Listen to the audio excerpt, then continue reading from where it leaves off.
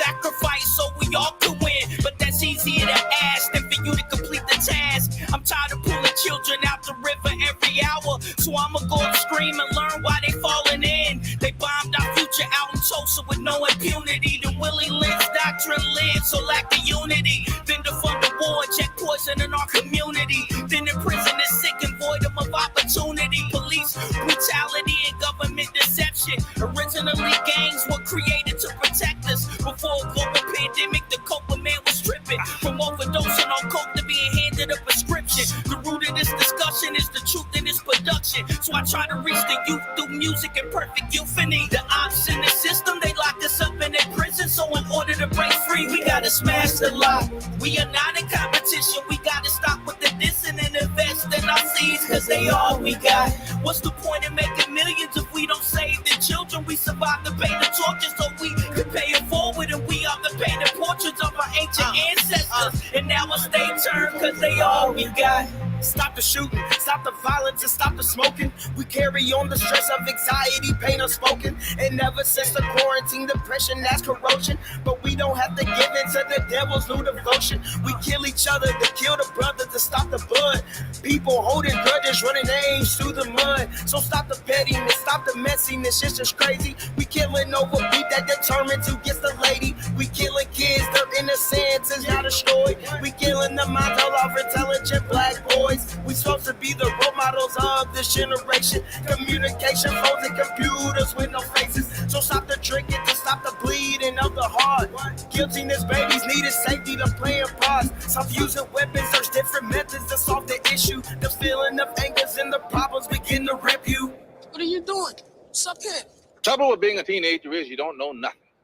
The problem with teenagers is you think you're smarter than people who've already been down the road you're traveling. The ops in the system.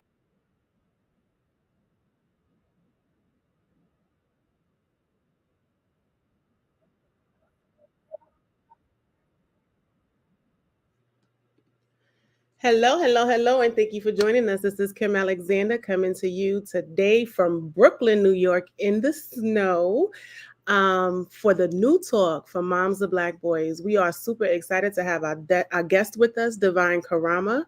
Today's topic is going to be making a trail through the trauma.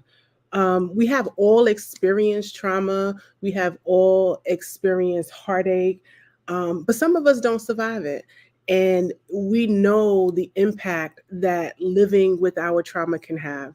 And so all month of February, we are celebrating and loving on the Black man. We are excited about it. And, we know that through it all, the Black man has truly had to dig out and manage experiences that most would consider insurmountable. There are many ways that grief can be debilitating. You can have pathological grief. You can have pathological dysfunction. You can live in a world that instability continuously derails you. And one of the wonderful things about our guest this evening is he has truly found a way to create a trail through the trauma. And so thank you so much, Devine, for joining us. How are you this evening? No problem, Queen. I appreciate it. I'm blessed. I'm here. Hey, amen. Another day to make it better. And so I'm blessed. I'm truly honored to be here. I appreciate you. We appreciate you, and we especially appreciate the work that you're doing. So you are an Emmy Award winning hip hop artist. You are a teacher, a motivational speaker, a mentor, a mentee, and the epitome of a girl dad. I've been clowning you now for a couple of weeks about having 4 girls, 1 heavenly daughter, and another one on the way. One. You are a brave man. And, I've put a little bit of emphasis on blessed because that's a lot of girls, baby. God knew what he was doing. I wasn't always the man I am now. So I think a little of this might be punitive. That might be a good opener right there. Tell us a little bit about your early journey. Yeah. So, I'm from Lexington, Kentucky. born and raised. And to be honest, and it's hard for a lot of people to realize this because, you know, my gifts and my calling caused me to be more outspoken, but really I'm an introvert at my core. And so, like, for real, like super shy, like was a late bloomer. Mm-hmm. So you know, I made it all the way through high school, still a virgin. You know what I mean? And so when I got out of high school, I went to college for a year, went down to Nashville, spent a little time at Tennessee State University, Aquinas Junior College. And then I came back home and entered the baseball draft and ended up getting drafted at the age of 20. Wow. But at the same time I got drafted, I ended up getting two young ladies pregnant. And so my two oldest daughters are a month and a half apart. And so, So you caught up. Is that what you're saying? You caught up? yeah. At that time. But it was an interesting moment in my life because it taught me a lot, because as soon as the word got around that, yo, he might get drafted, the energy from the females changed a little bit. You know, I probably started to look a little better. A little and because I was so inexperienced, just lost in the sauce, you know. So I was a young dad, and actually that I think that impacted my time away playing ball. It only lasted 3 years, and a minor system, got into some trouble, ended up getting hurt, and ended up having to come back home. Okay. So my early start as a dad was coming home to two 3-year-olds, and one of their mothers said, "Hey, you have time to go and do your thing. Now I want to do mine. Here you go." And so my oldest came to live with me, and instantly I was a single father. And so with one daughter, I was raising her on my own, and with my other daughter, I was in the system. And so that is the child support system, visitation. And so I was literally having these two kind of opposing experiences that were informing me as a young father. And so that I got introduced to fatherhood. Yeah. Wow. So what made you want to be a good father? I think it was, I think I didn't have a choice. And I know some people would argue and say, well, there's people out there who don't really have a choice and they're still not good parents, right? I can only speak to me. And I think being in the position of being a single father, there was no choice but to be a good parent. Like, there was literally this life that was in my hands and my hands only. Like, I was a single father. And so raising this girl, seeing this precious, beautiful princess, right? It was like looking in a mirror, right? But then also seeing this precious angel. So for me, it instantly cleaned up a lot of things that I was dealing with as a man. You know, the way I treated women, the way I carried myself, the language that I used, the things that I engaged in all changed because I had this responsibility. And so I think that was the first thing that truly pushed me to be better. But then as I got older, got a little bit more involved in the community and saw a lot of kids out there who didn't have a father like me, sent me to the next level of you know, trying to be the best parent possible. And so I feel like I parented in two waves, right? I had my two girls when I was young, but then I was married once and ended up getting a divorce, and I'm happily remarried. We've been married almost 6 years now, and I've been able to have children within marriage and being a little bit more older and seasoned. And so I almost feel like I got a second shot, you know, with my new baby girl coming and Zola and Carson, because my oldest, you know, bless her heart, she made it through, but she came up through the struggle. You know, I was sleeping on an air mattress. We was drinking them $5 or them, you know, them 50-cent Big K bottles and $5 pizzas, you know, hamburger helper, doing what we had to do to grind and make it through. And so, I think she's better for it. I'm better for it. But, the second wave of fatherhood, I've been able to be a little bit more stable, not just financially, but as a man. Right.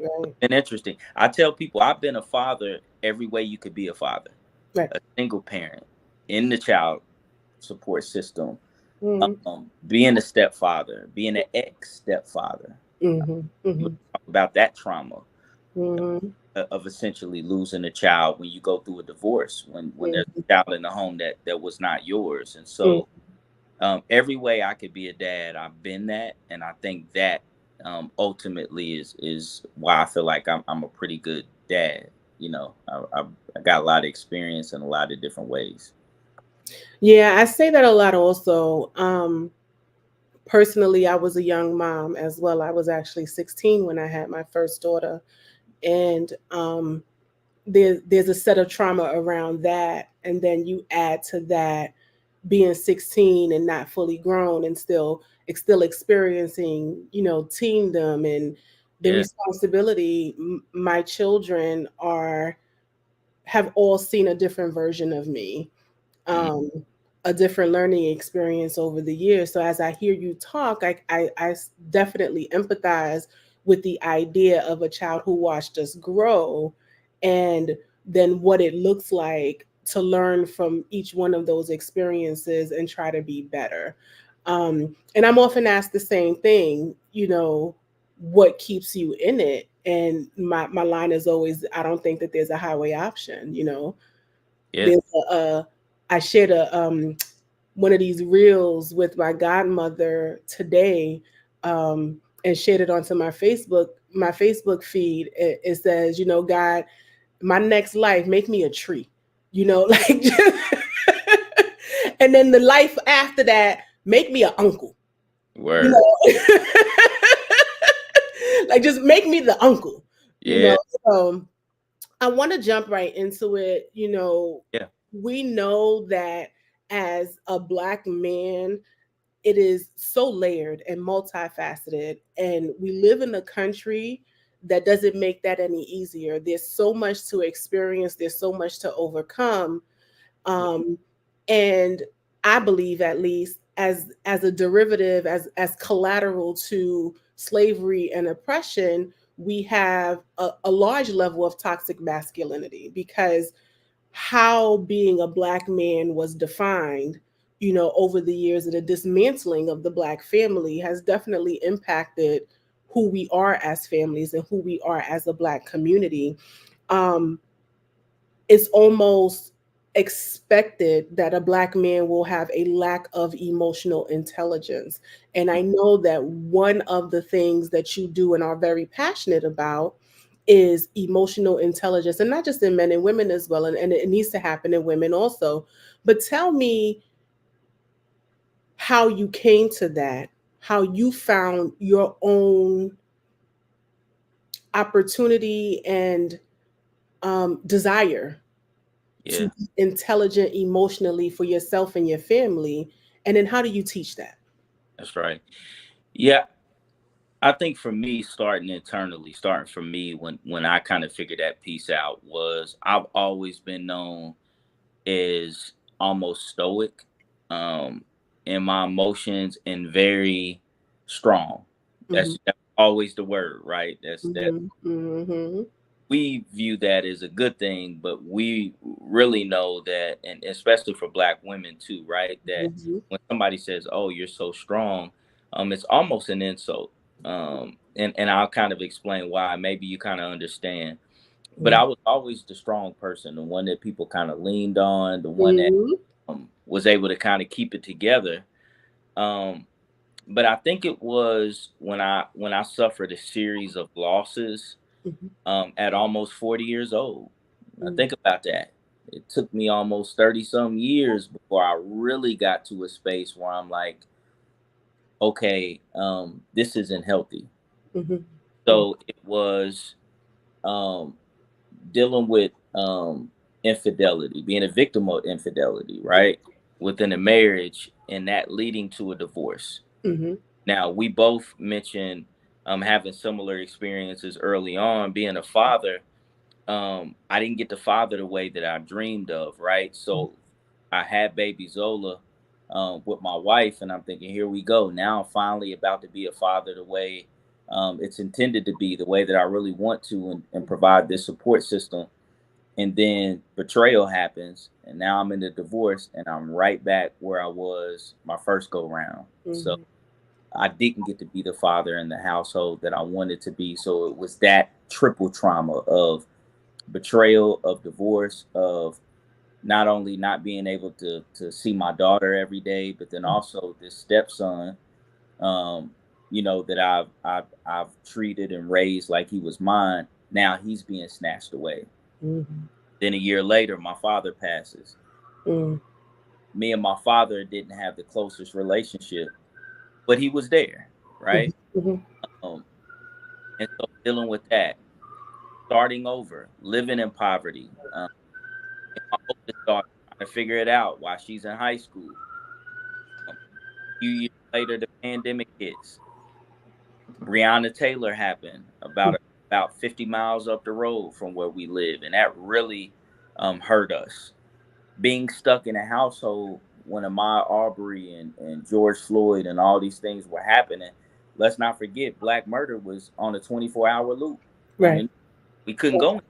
So you're stuck in a house dealing with that trauma. And then also in 2020, my daughter Kamaria, she was 18 years old. She passed away in a car wreck about a month after Breonna Taylor passed. And so it was then where the circumstances were to a point where I was like, I can't do this anymore. Whatever I've been doing, whatever mask I've been wearing, whatever way I've been coping, it's no longer working. Like the walls were crumbling, the foundation was buckling. And so that's when I realized I was not emotionally intelligent. And that was coming through in the way I was treating my wife, I was treating my other children, I was treating my family. And I was just, it was a crossroads for me. Again, God sometimes will put you in spaces where you have no choice but to lean on Him, and seek the righteous but healthy path forward.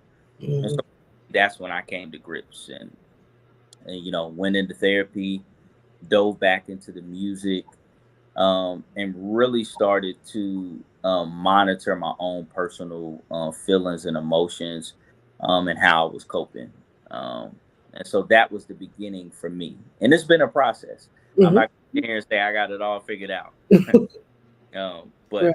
for me, that was the beginning, I believe. And so now understanding how um, that trauma impacts me, where did it begin? You have to go back to when I'm a kid. Dad stoic, seeing my grandfather stoic, seeing how anytime we showed any weakness physically or emotionally, what the response was. Standing, it wasn't just me, but it's a lot of young Black boys, a lot of boys that when they show any sign of weakness, it is met with, come on, be tough. You a man. Come on now. You be all right. Well, no, I'm not all right. You know what I mean? That is embedded in us. And then, like you said, where is that foundation birthed from? Right. Start tracing that back. And so for me, that's one of the many generational curses, one of the many curses within our community that I want to break. Right. Right. So that informs my work today and working with a lot of young boys I work with. Yeah. I was in college the first time I heard a professor, my African studies professor, use the term intergenerational deficits. And Mm, he explained that that is in so many ways that repeating cycle of what we see. You do what you see, you lean on what you know. And unfortunately, we as a community have for far too long seen our Black men digging out of a trench that never ends. You right. know, they are digging and digging and digging without being taught how to mourn, without being taught what vulnerability looks like, without putting a name on the vicarious grief that you have to experience when you see people who look just like you killed on video over and over and over again. And so then when you want to be vulnerable and the world is calling you a sucker, a sissy, a punk, what Right. does that look like? How did you get past the stigma of being a Black man and being vulnerable to move to therapy, to move to healing? Yeah. I think first, and that's part of where the emotional intelligence comes into play. I think first it is stripping those shackles, and I say shackles because you can date it back to slavery. Really, when that implementation of that really started, is stripping those shackles of what a man or a human being looks like. Mm-hmm. It is stripping away the perception, it's stripping away what you've seen, it's stripping away lack of boundaries, it's stripping away all of that and saying, my manhood or who I am as a human, my humanity isn't in how tough I can be or a lack of vulnerability. So, first, you have to strip that away and Mm-hmm. find confidence in who you are. And I'm saying a man because I'm speaking as a man, right? So, Mm-hmm. me, I provide for my family, I protect my family, I make sure God is at the center of our household. I take care of my children. I'm there for my wife.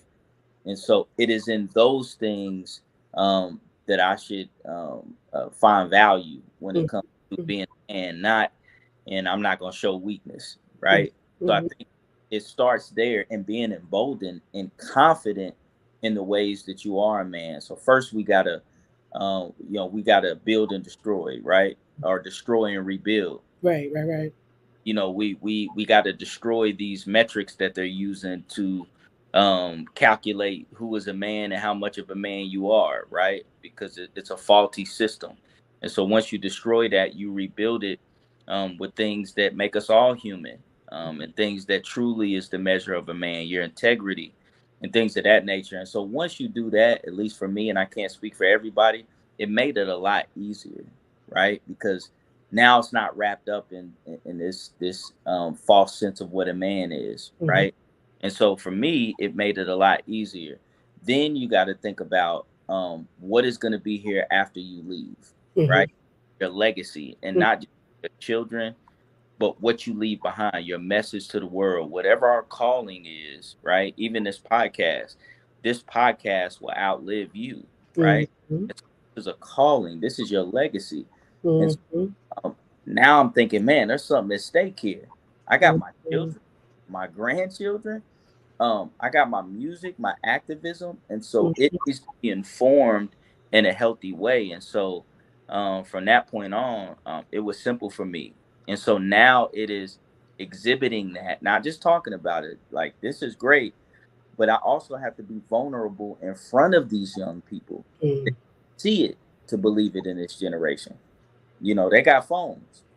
Mm-hmm. So if they can't see it, if they can't identify with it, it doesn't exist. And so they need to see strong. I'm 6'3", 220 pounds, and Mm-hmm. I don't play. Mm-hmm. Somebody like me vulnerable to know that it's okay. And I think that might have been what I was lacking growing up. Mm-hmm. So I watched one of your videos, I think on Instagram, and you had a gang of children around you, and you had like a shot glass, and you just kept pouring the water and pouring the water, and you were talking about basically imploding from the inside out and the collateral damage that that creates. yeah, I think as human beings, we probably have all been there at one point. Can you hear me? yep, got you. um, at one point or another. Um, how was that received by those young people? What was their feedback to you? So to be honest, the feedback was really good because I think it was the creativity of the display Mm-hmm, mm-hmm, that kind of the light bulb went off, mm-hmm, right? Because I think if you just talk about it, I still think they're shackled with that perception, right? But putting it in a visual way in which they could see, and then drawing a comparison to making a mess with water, with making a mess with our emotions, I mm-hmm, think it connected with them. And so the beautiful thing is every session since then, I've had 2 or 3 boys that have come up to me and be like, "Hey, do you mind if I talk to you after the session?" Mm-hmm. Like, sure. And then they'll come and they'll share something with me, something that they probably normally wouldn't share. Hey, my mom, we don't have any food at the house, and my mom said she was supposed to get a check. She didn't get it. I don't know what to do. I'm like, I got you. Let's get you a gift card. Or another one to come and say, hey, this girl said something to me in class the other day. It's making me feel weird. I don't know what to feel. And I'm like, there we go. Because now you're pulling the layers back in these young men's lives, and you are able to serve them holistically, them and their family, in a way that you wouldn't if they weren't bold and strong enough to open up and share. And so it's no telling how being able to respond to some of these things may change the course of their life, right? And so it's been beautiful. But at the same token, you know, everything ain't a viral video, because also been instances where you have these conversations with young men and they're not open to it. Nah, OG, we ain't doing all that. I ain't, you know what I mean? I ain't talking about all that, right? So there's still work to be done, right? But you just continue to build that relationship, and understand that you were trying to keep these kids from getting almost 40 years old like you were, before you start to really open up and learn emotional intelligence. And so it's work in progress, but this is the calling. Yes, we are talking to Devine Carama, Emmy Award winning hip hop artist, activist, teacher, speaker. If you have questions, please drop them in the chat. We certainly want to attempt to answer as many as possible. Let's talk about One Lexington. Yeah. Okay. Tell me about it. So, One Lexington was an organization that was created back in 2017 to address gun violence in my hometown. We had an Olympic track star from Lexington by the name of Tyson Gay. He's one of the fastest men in the world. His daughter got shot and killed when she was 16, one night hanging out at the cookout. And so the mayor at the time started One Lexington, but like a lot of things in our community, and I'm just being honest, sometimes they check boxes, right? Created this organization, but there was no staff, no funding, no investment really put into it. So then a couple years after that, the pandemic hits, and so like everything else, it just got discontinued. We saw. Can you hold on 1 second? 1 second. Hold on.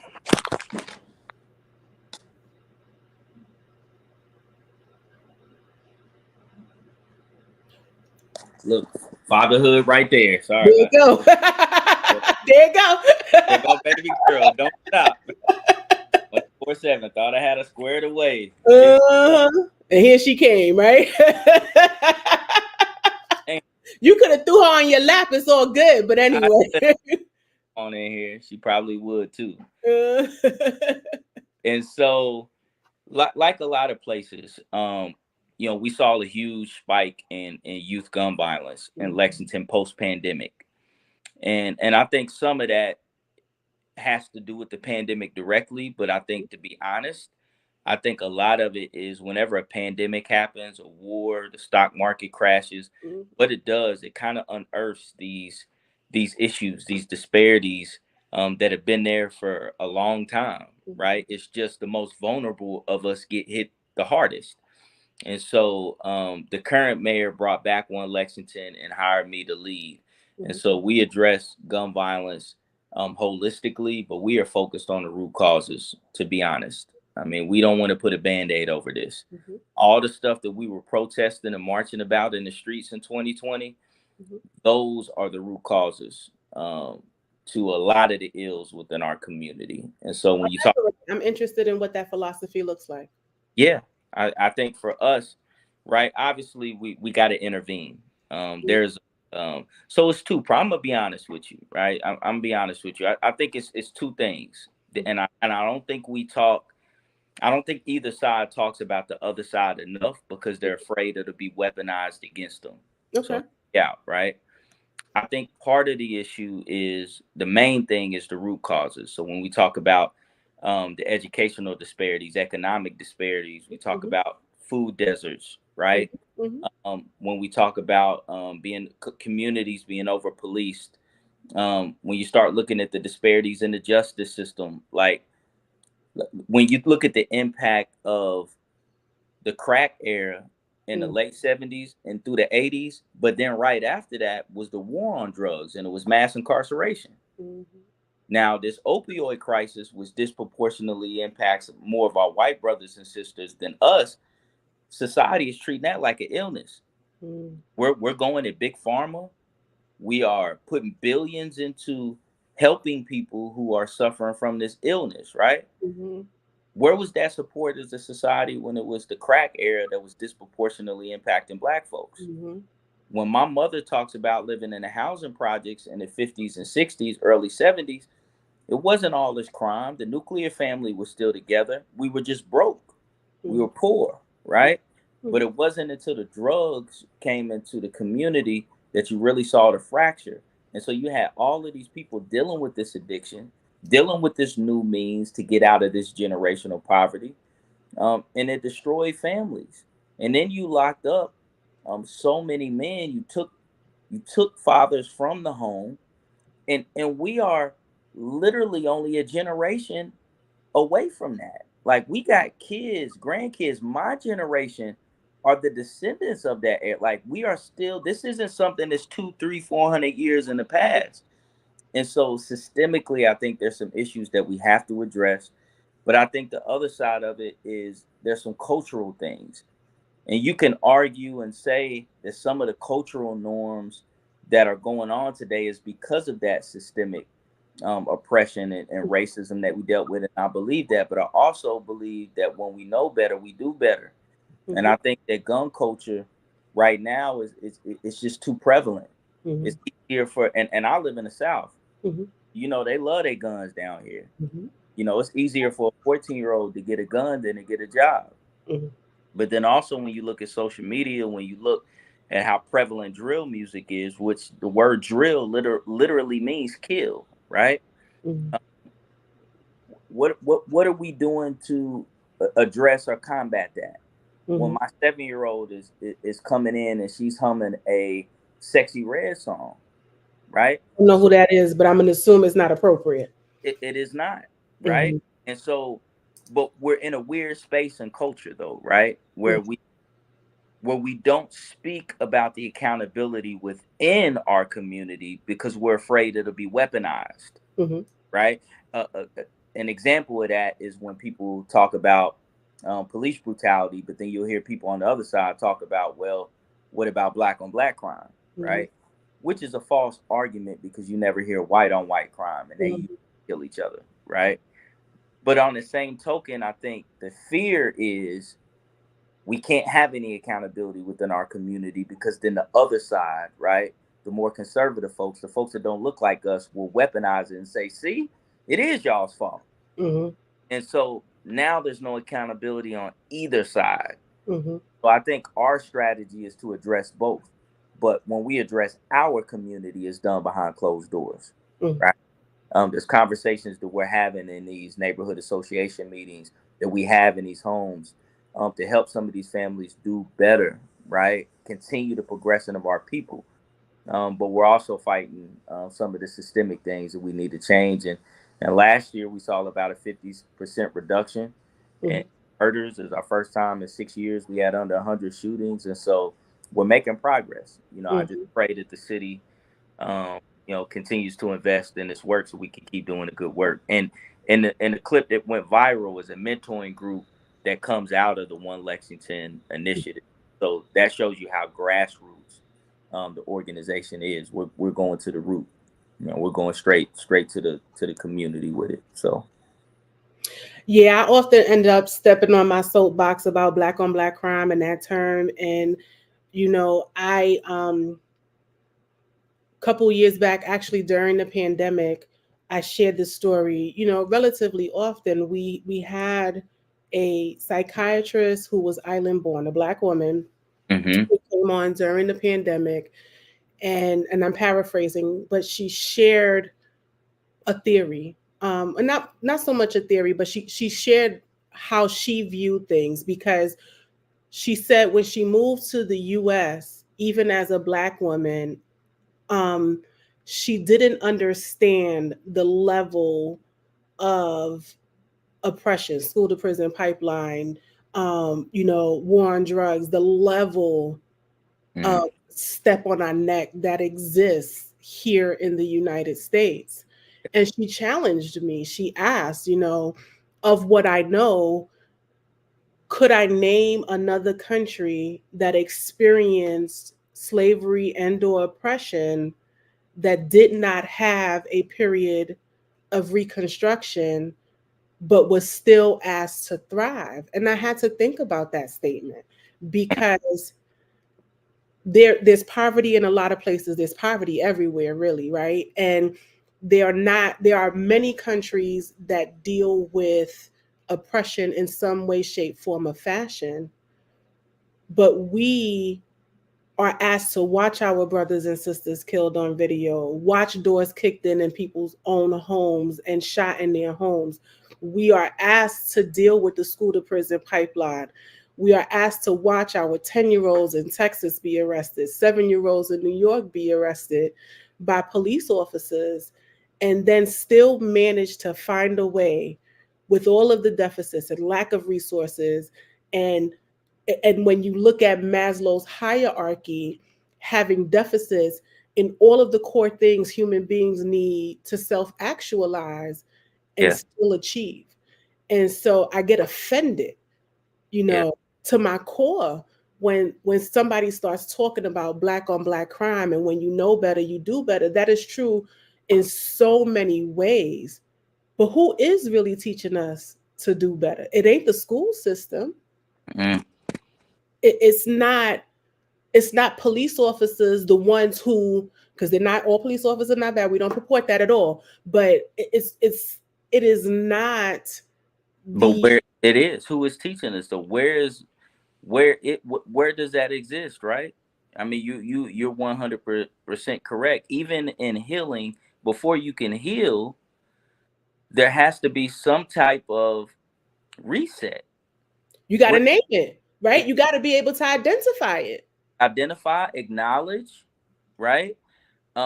We never got the 40 acres and a mule, and I'm not even just talking financially, right? When you talk about some of the communities that were thriving, right? What did they do in Tulsa? Right? What did they do some other places, right? What did they do to our leaders? You see what I'm saying? So a lot of people like to go back to slavery, but when you go through slavery and through Jim Crow and Reconstruction and through the Civil Rights era, and you start going through Mike Brown, you start going through, like, when have we ever got a reprieve?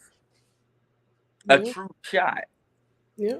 And so I think that's the part nobody wants to talk about. I think that's kind of the white guilt, the white fragility that keeps us from having that honest conversation, because I think we can all agree on facts, right? But there's context that's missing. And for some reason, nobody on the highest levels wants to talk about it. We have given some form of reparations to everybody but us. And I think what you're seeing even now is turning Black and brown people against each other, because Black folks are saying in some of these cities, right? They're saying, well, hold up. We never got a check. We never, now we got people that are not from this country. And so now you're seeing that conflict start to rise. And so until we truly acknowledge, and now on the state level here in Kentucky and several places, they're trying to get rid of DEI. We just fought for this in 2020. When I open up my email, I got a million chain emails from all of these stores and companies saying we stand with you about diversity and equity and inclusion and what, right? We saw Jerry Jones awkwardly kneel with his players. We were with us, and as soon as we take our foot off the gas, or as soon as they feel, all right, the moment is gone, now we're going to come back, and we're not only going to take everything that we gave, but we're going to try to take more.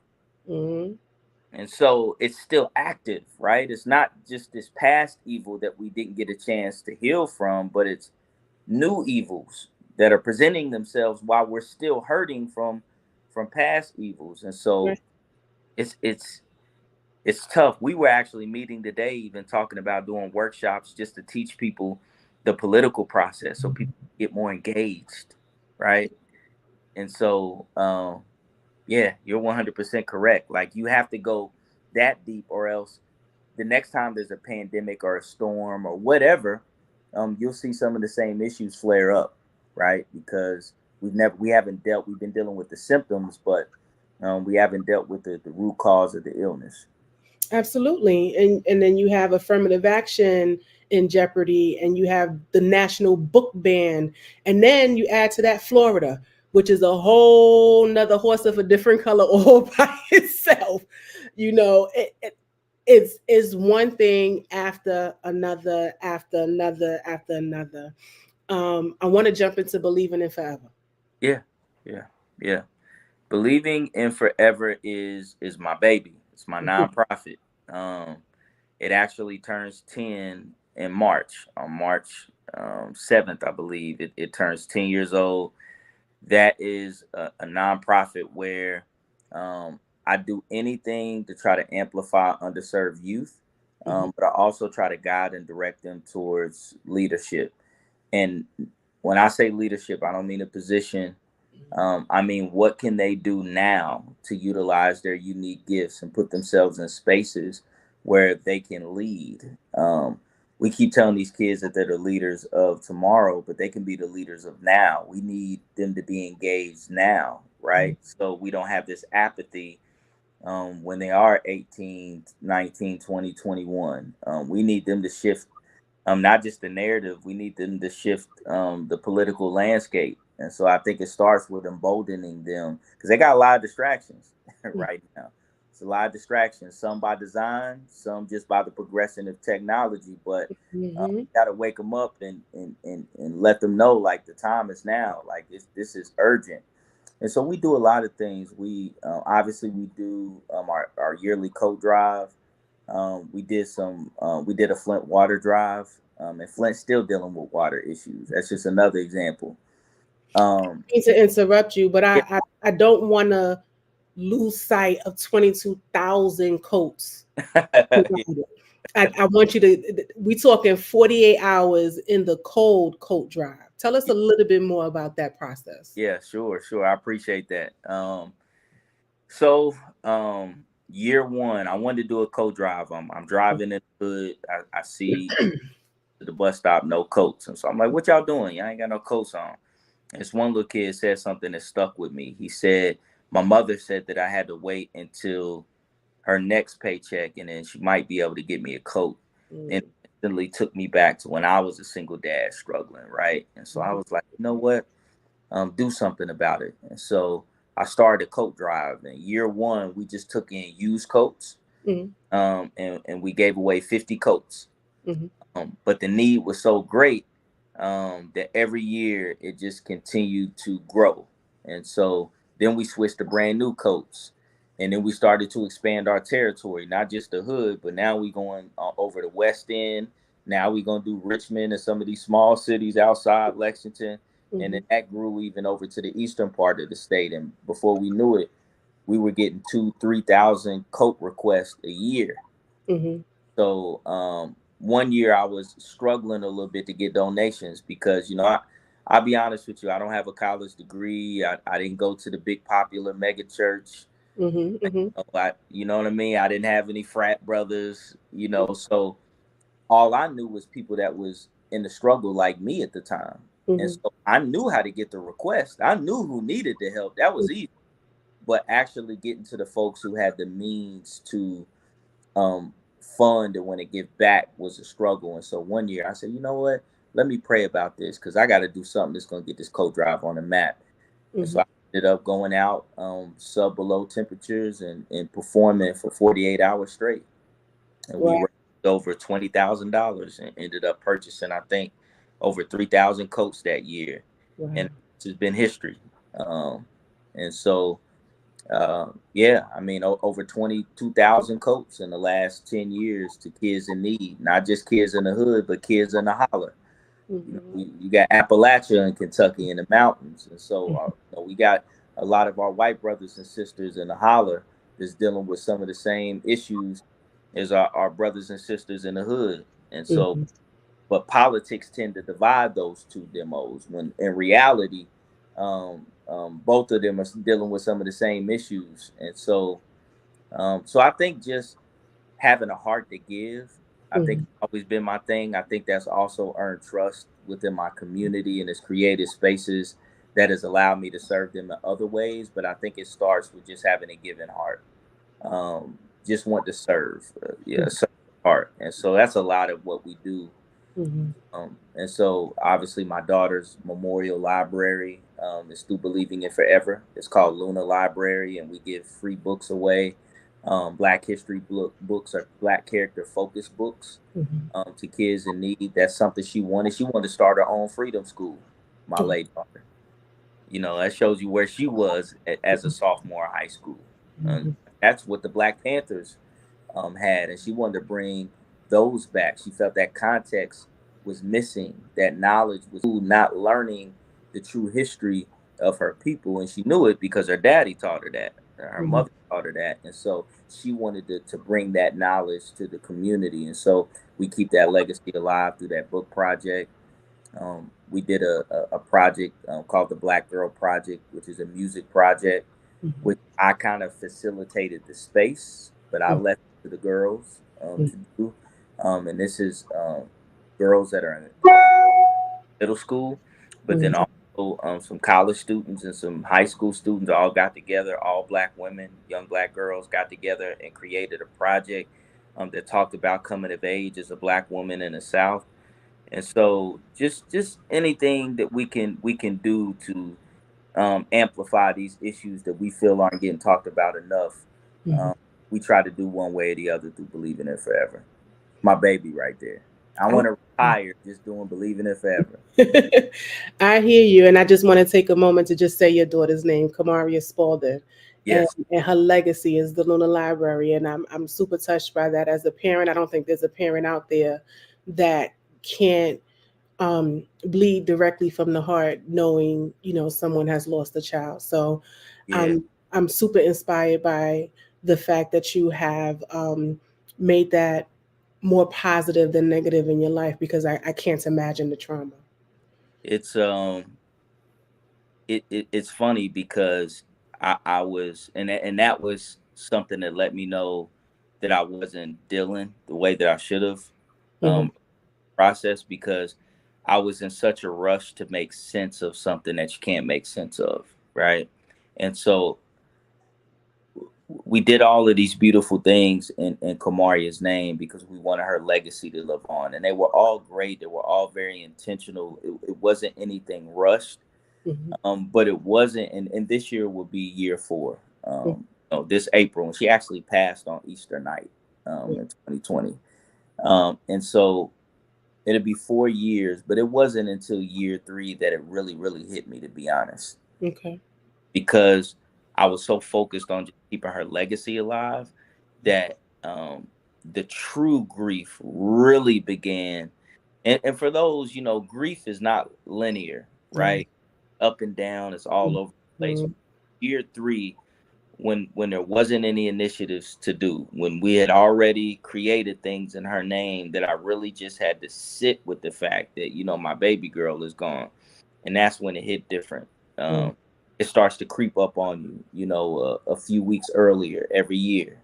You just feel like you can't move and get out of bed. And so, it's tough, man, because she was such a rock star. She was part of the LGBTQ community as well.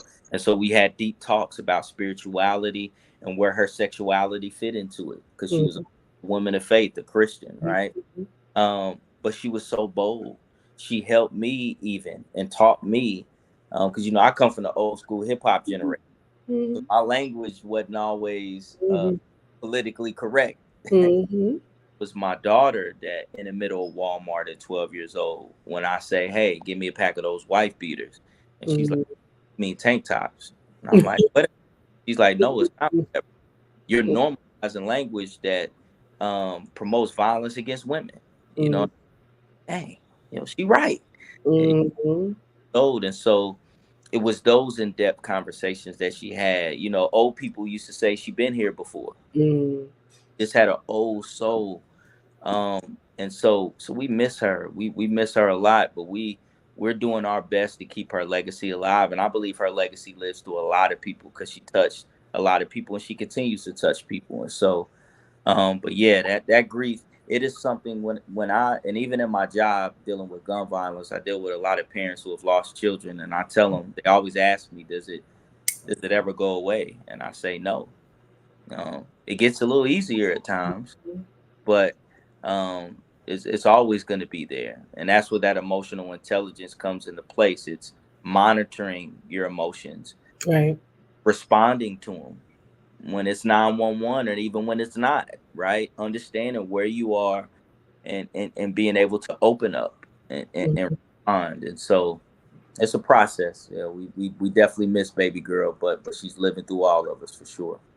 Absolutely. No comparison, but in my life I've lost elderly people for the most part. Yeah. Um but I too lost my father in 2019, um, in an accident. Very, very unexpected.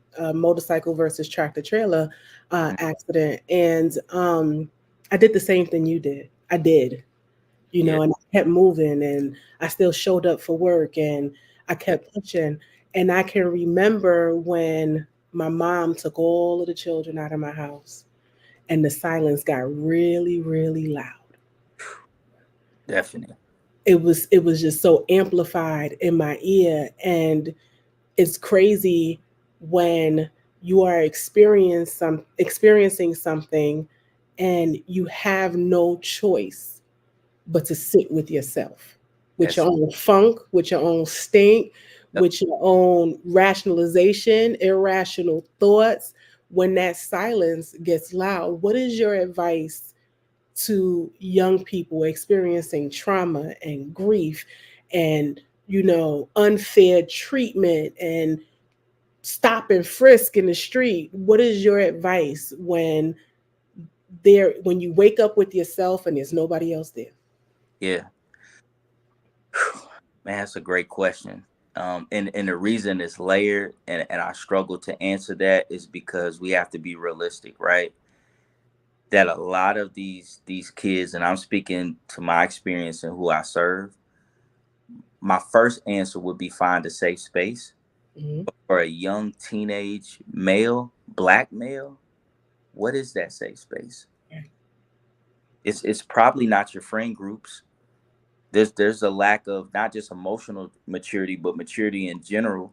I'm around these kids every day, right? Not too many come to these kids, right?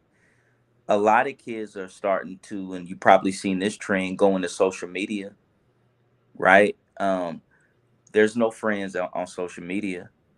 What if they don't have a sound family structure at home? Mhm. And so I think, for me, and these are the kids that I serve. I tell them to, go down the checklist. First and foremost, come to me. I'm an open book, and most mentors are. But also, you always got people at the school. Um, Mhm. should be that is their job. And the funny thing I've always realized is that a lot of these kids don't utilize the resources that are available at school because they didn't even understand what those resources were, right? Like the conversation we're having is something that a lot of them don't even acknowledge. Mhm. So once you start to break down what they're experiencing, as a kid, he's only 14, right? And every time I see him, I'm like, yo, so you smoking again. I smell it on you, right?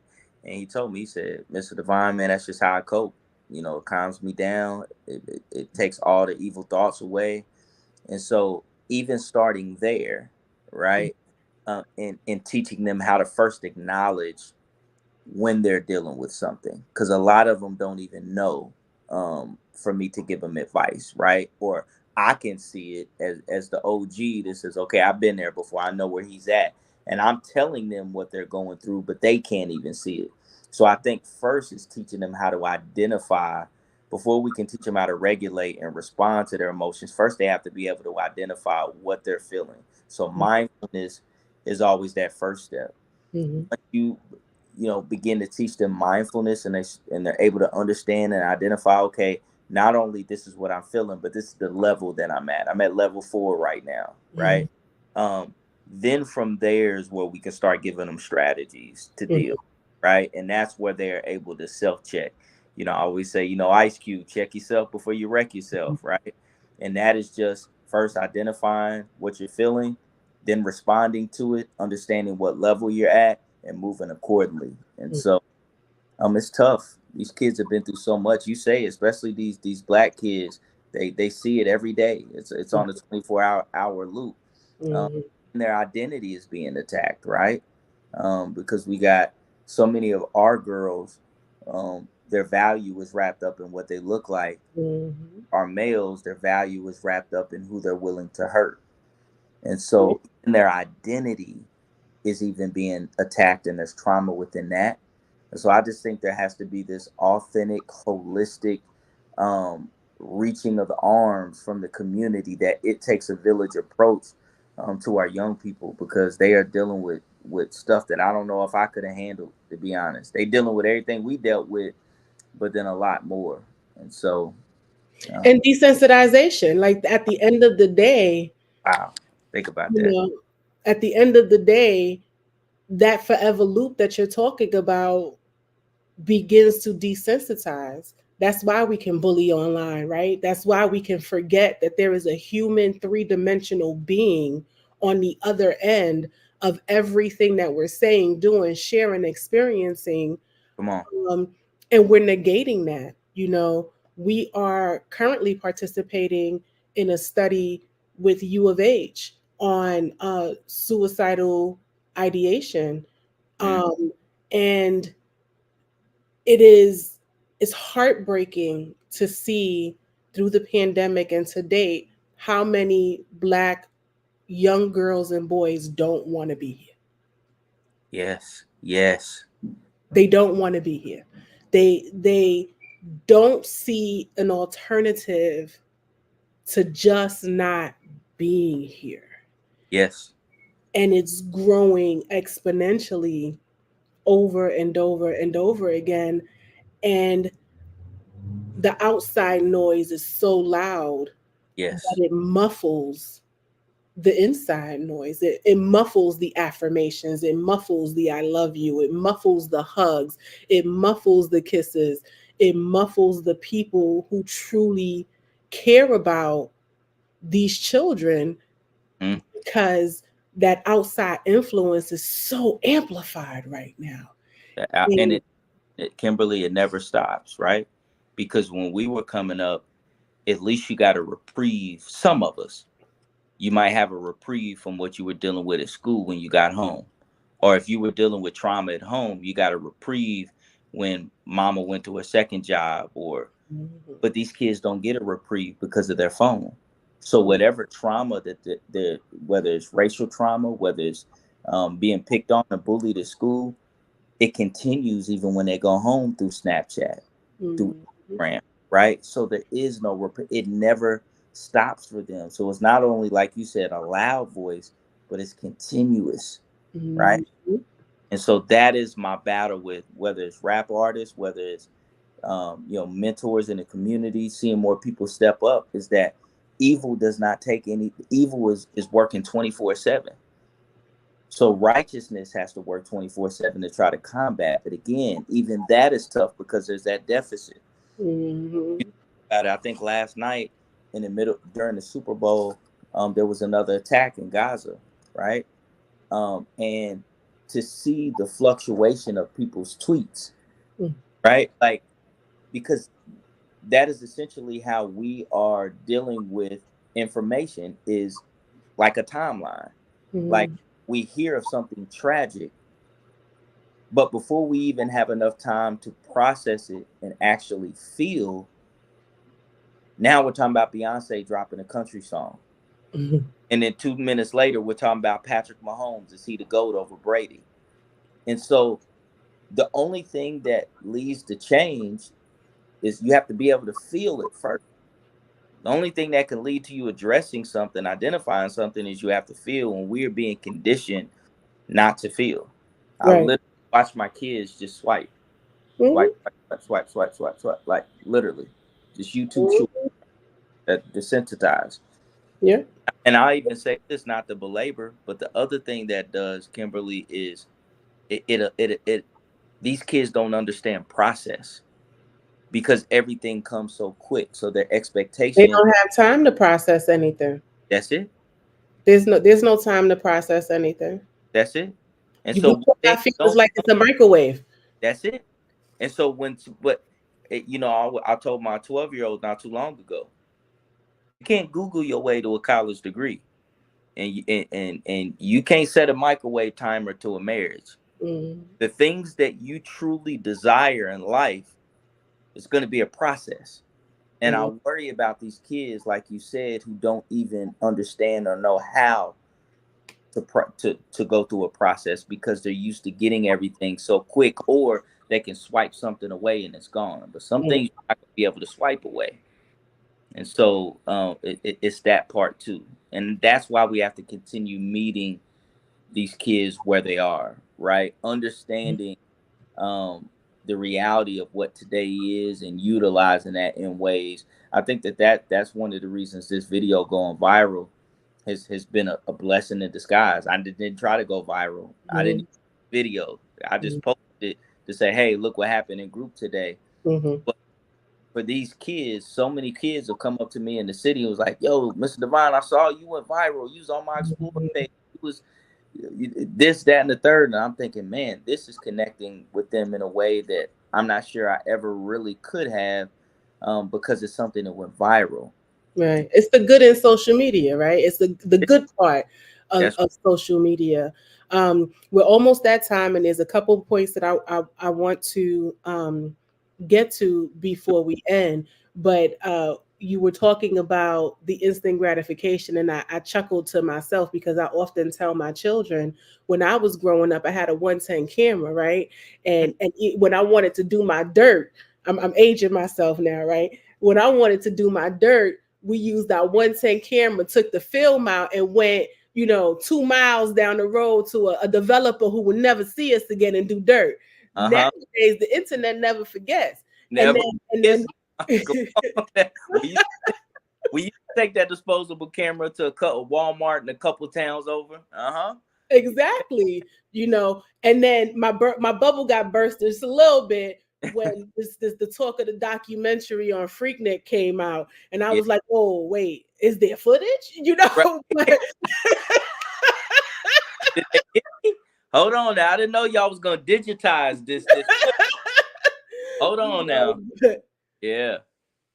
And we're joking about it, but our children are memorializing a lot of their worst moments, and they're allowing it to define themselves for years and years and decades to come.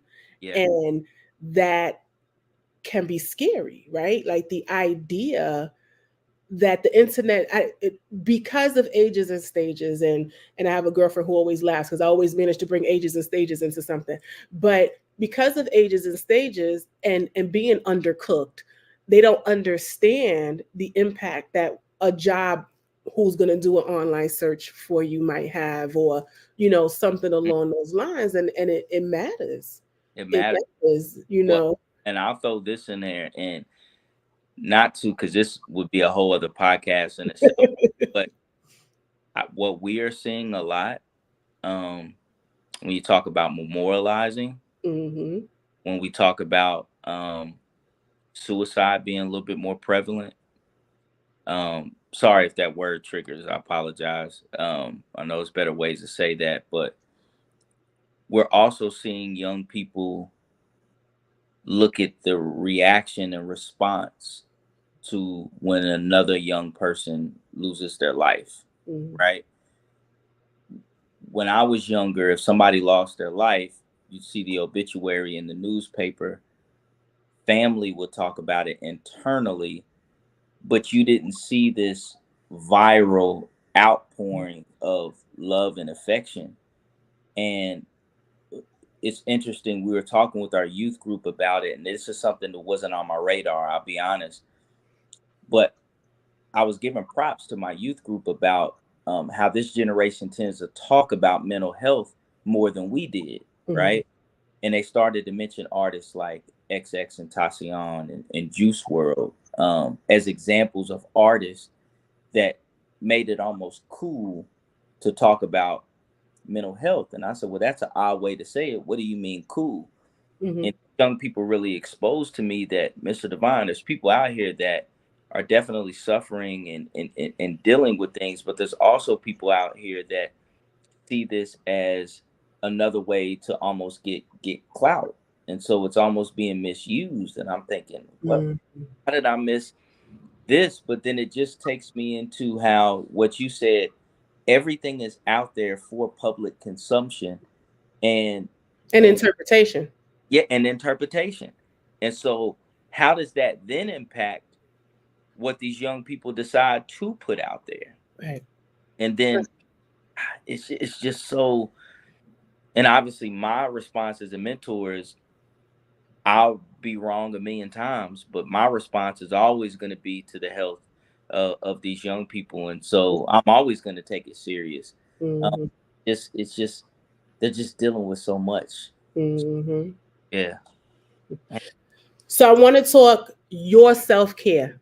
Yes. Okay, Yes. because as giving individuals, what's that? No, I ain't let you get away with that one. I get beat up all the time because I don't always practice what I preach. And I have people like Beth and Otisa and DePelsha and Delicia who will continuously remind me that I have to practice what I preach. And I'm grateful for them. Who helps you stay grounded? What does your self-care look like? I ain't even gonna front. That's the big one right there. I struggle with. And part of it is because, and this is not an excuse, because I'm still wrong. I'm just giving you the reality, right? Like for me, what is self-care when you absolutely love and find comfort in your work? And so that's part of it. I love what I do. And so it is, there's comfort there, but there's also daily traumas, right? Still also work. And so for me, I think I put a lot of pressure on my wife, which was very unhealthy, to kind of be my everything when it comes to Oasis. But that woman has a job, that she is a mother. Like she ain't there just to be my, you know what I mean? And so we found better balance there and understanding two working people, purpose-driven people, two parents. And so we found a better balance. And so I realized that wasn't healthy. And so I think for me, it is two things. One is the music. I'm coming out with a book, February 24th, Pages Full of Rhymes, which documents my hip hop career through a lot of these verses that I've written since I was 16 years old. It is therapy for me. That's how music came about for me. And so that is self-care for me. It is therapy for me. It is fun for me.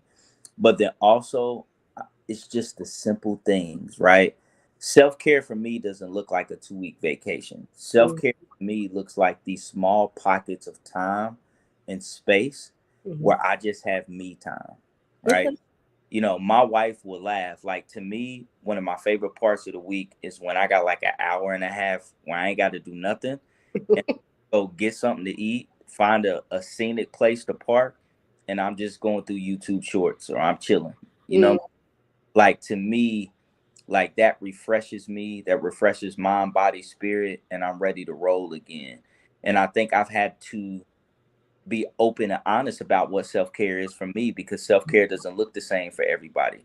So it might not be a 2-week vacation going somewhere, right? But that ain't me, because I go somewhere for 3 days and I'm itching to get back home, right? And so self-care for me is just taking those small pockets and they culminate, right? Over the course of time, and those small pockets of time and those spaces where I'm alone mean everything to me.